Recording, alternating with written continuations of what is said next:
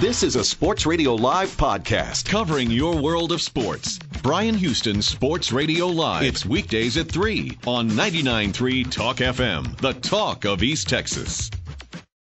Now on the APEC VIP hotline, cutting-edge training for the serious athlete, apecgo.com for our regular Monday meeting. From the Fort Worth Star-Telegram, Mac Engel. How you doing, Mac?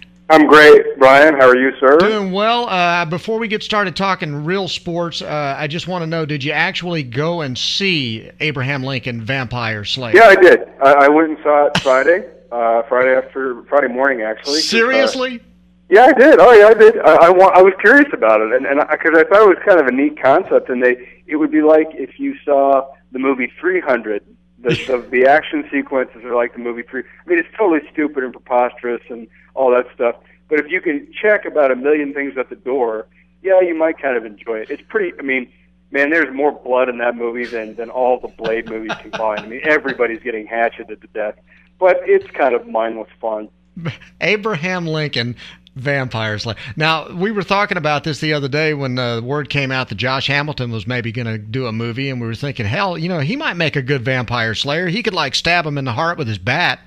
Yeah, I was going to say, the way bats fly out of his hands, there's a decent chance that may happen, totally unintentionally. I mean, my God, I have never seen a guy not been able to control his baseball bat the way Josh Hamilton can. That thing's coming out of his hands it seems like once a week. It's a missile. Yeah, it is, and it's everybody's on alert to catch a fly ball if you're in a certain area. Yeah. But how many people go to the park thinking, you know what, I might catch a bat tonight? Yeah, the problem is they don't make gloves big enough for that yet. No, you need a fish net, like a dolphin net, to really go watch a Rangers game anymore these days. Because, I mean, and I understand it. Everybody wants, and if you've seen these bats the way they've sort of evolved, the handle continues to get thinner, so they can generate more bat speed and more power with it. Well, that's great, right up until the time it hits you in the face. Exactly. And then you're thinking, this wasn't such a great idea. These seats weren't so good after all. Yeah, right. Then think about it too, Bryan, how many times you go to a baseball game, and now that all the new parks, the way they're configured, intimacy is at a premium, so you're closer to the action than you were, in the 70s and 80s in those parks. So now you really have got to watch a game, because one of the allures of going to a baseball game is that you don't have to watch everything to enjoy it. And now, anymore these days, either you wear a hockey mask or a catcher's mask, or you watch every play because you might get hit in the head with a flying bat. It's scary stuff, man. I'm telling you, it's very scary.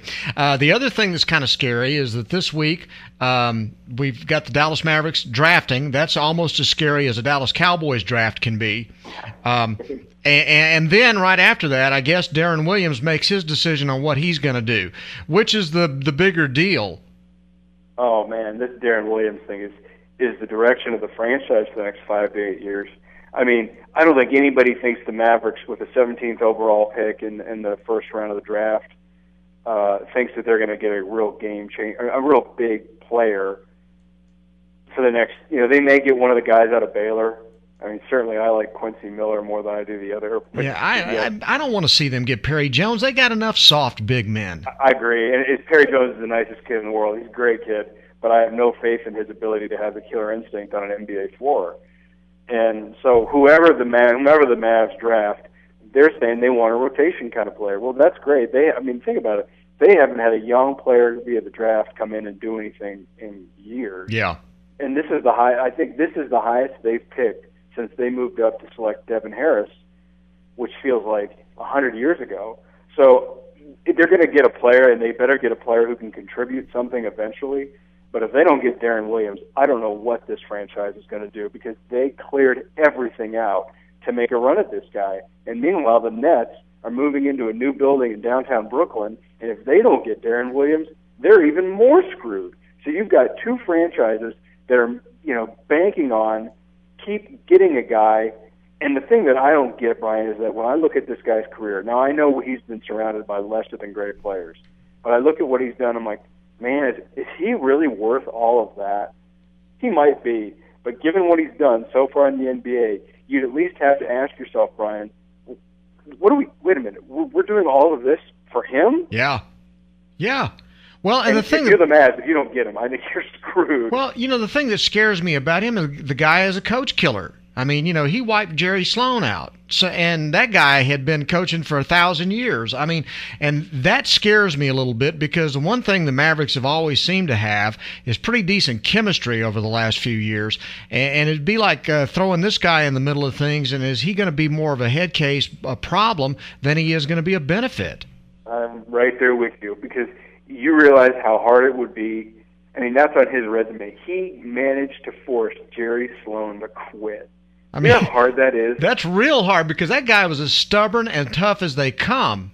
Yep, and that's what I mean, if you're looking right now, like what has Deron Williams done in the NBA? He's been on a couple All-Star teams, and he's a really good scorer, but he managed to get Jerry Sloan to quit. That is really, really, really hard. I mean, that takes talent. It does take talent.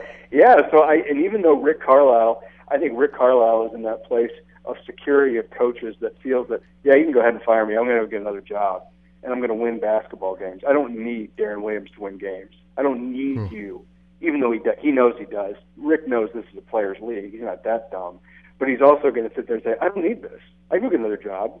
And if that were to come to that, and the problem is with Rick, or not with Rick, but with Mark Cuban, Cuban has now at least shown you the tendency that he's going to fire a good coach. If he thinks that he's lost the players. So if he thinks, and Deron Williams will eventually become the face of the Mavs if they get him. So you're putting all these things in together, and you think, well, okay, if they don't get him, they're really in a bad way because there's nobody else. They're not going to get a player at 17. There's just nobody. They don't have enough parts. They don't have enough signed parts to move anybody to go get somebody else. So now if you don't get Deron Williams, you're screwed. And now if you do get him, you do so with the knowledge that he's got some serious baggage. So there's some serious, either way, this is not a perfect scenario. But I'll say this, you and I talked about this, Brian. We both agree on this. No NBA player, prime time, big time free agent ever, NBA player, has ever picked the Mavs. I know. And until that happens, I'm not going to say Deron Williams picks this team. And you add one more thing to it. Bob Ortigal and I talked about this a few weeks ago. Even if they get Deron Williams and they can put him together with Dirk Nowitzki, you still got that Swiss cheese in the middle. No big man with any kind of, thump who's willing to knock people down and pull down rebounds. And I saw a scouting report on Fab Melo the other day, and they said, well, he's not very gifted offensively. They don't need offense. They need somebody that will be a thug in the middle, and if they don't get that, even with Deron Williams and Dirk Nowitzki, they're still a soft team. There's no doubt, and if you look at the biggest problem that team's had, it's production in the middle. And you're right, you don't need 19 and 10 from the center spot for the Mavs. You need 10 and good defense. You need 10 rebounds, you need good defense, and that's what Tyson Chandler did. Exactly. They let him go, and I understood why they let him go. But it doesn't change the fact that when you let him go, you had nobody behind him. Brendan Haywood is a backup. He's a decent backup. And, Jan Mahinmi is a nice energy guy. That's it. And unless you solve that problem, which is a very, very difficult problem to solve for a lot of NBA teams, because there's just not that many quality big men in the world. If you don't solve that problem, then you've still got a major problem. Now, I say whatever you want about Mark, say whatever you want about Donnie Nelson. They have kept that franchise at a highly competitive championship level for a decade. That's really, really, really hard, and that should be commended. But at the same time, and so I have faith that they can probably keep this thing afloat and flying for maybe a little bit longer. But if they don't get Deron Williams, I don't know what they're going to do. And even if they do get him, they've still got major issues on that roster. No question about it. All right, one last thing. We got a ton of response to this, and it was kind of almost shocking how violent the response was when Texas Tech decided that they were going to play hardball and refused to play the game against Texas State if the game was shown on the Longhorn Network. Boy, that Longhorn Network, for something that nobody can see, there are a lot of people that hate that thing a lot. Amen. I mean, think about what the Longhorn Network did. I mean, the Longhorn Network drove a stake into the heart of Texas football. Longhorn Network vampire slayers. Absolutely. That's what Dan Beebe was. Can you get the Longhorn Network? No.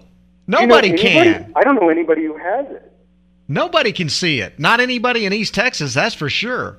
And so, I had thought about this even when they created it. And I know, Bryan, everything is getting more niche-based. You can turn on the television and get 24-hour cooking shows. You can turn and get a travel channel. You can get a racing channel, a tennis channel, a golf channel, all these different channels. And there's enough of a market to support those networks. But is the market big enough to support a 24/7 sports channel for one university? Apparently it's never not. Been done before, right? And apparently, when they're even thinking about showing high school games, which has been killed, and now they're thinking about showing even if ESPN is thinking about televising a Texas State versus Texas Tech game on the Longhorn Network, that tells you that ESPN is saying we've got to get more people in watching this thing. We've got to get more subscribers, because the people who are subscribing to cable channels all across the United States, and specifically Texas, have said we don't care enough about golf, swimming, softball, track, tennis, soccer, and all the other non-revenue Olympic sports. We don't care enough about watching those to even pick up the phone and bother our cable provider so we can get this thing on our cable channel. Nope. There's not enough interest. And really, I don't even think there's enough interest in men's basketball in Texas. It's either football or it's nothing. So ESPN floats the idea of, and you know what, and I know the arguments are, no, this was an ESPN deal. UT's in bed with ESPN. Absolutely. Blood's on UT's hand on this one, too. Sure. You signed off on that deal, then you're taking part of the blame on this one. If you sign off on, let's just float the idea of televising a Texas Tech, Texas State game on our flagship network that has the horns on it, that tells you that they know they don't have enough programming, quality programming, to make this thing fly. Now, the contract is forever, so they're locked into the money, and unless there's some creative lawyering. But this tells me that there's still enough anger, and good for the people at Texas Tech. I loved it. Yeah. I thought good for Tech. You should not sit there and succumb to the pressure, because someone will. Bryan, everything's on television. I loved what they did, and I thought this was such an arrogant move by ESPN and UT that it was a total slap in the face, and I'm glad Texas Tech did it, and I'm also glad that it sends the University of Texas and ESPN the message that as great and as big and as powerful as you are, you're not big enough to sustain that kind of network. Yeah, this is not. not I was down in Austin a few weeks ago. There was some big swimming event down in Austin, and I walked in, and they were televising on the Longhorn Network, and my thought was, who the hell is watching this? Mom and Dad. Yeah, that's exactly. You are exactly right. That it's is mom it. and dad, boyfriend and girlfriend, aunts and uncles, and even they're not getting it. Hey, listen, the only way this thing works, Mac Brown as a guest star on Duck Dynasty. That's it. That's it. And once Mac, and from everything I've heard about the people down at UT, the demand for this thing and the demand for what they need from like the athletic department are constant and huge. And I think it's been way bigger than they thought. Doesn't mean that it's going to fail. It's just been a tremendous stressor on the University of Texas and obviously the Big 12 Conference. Well, they kind of deserve it, so that's where I feel about it. So anyway. I'm right there with you. I'm not a UT hater by any stretch. I'm really not. I think it's a great place, but I thought this network was such. I mean, it's hard enough to create quality programming for a 12-team unit for a 12-team conference. It really is. It's hard enough just to do for a network for one. Now you're going to narrow that down to one university? Give me a break. Yeah, I'm with you right there, man. Hey, Mac, great talking to you, buddy.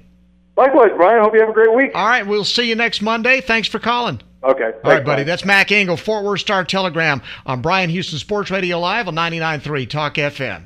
This is a Sports Radio Live podcast covering your world of sports. Bryan Houston Sports Radio Live. It's weekdays at 3 on 99.3 Talk FM, the talk of East Texas.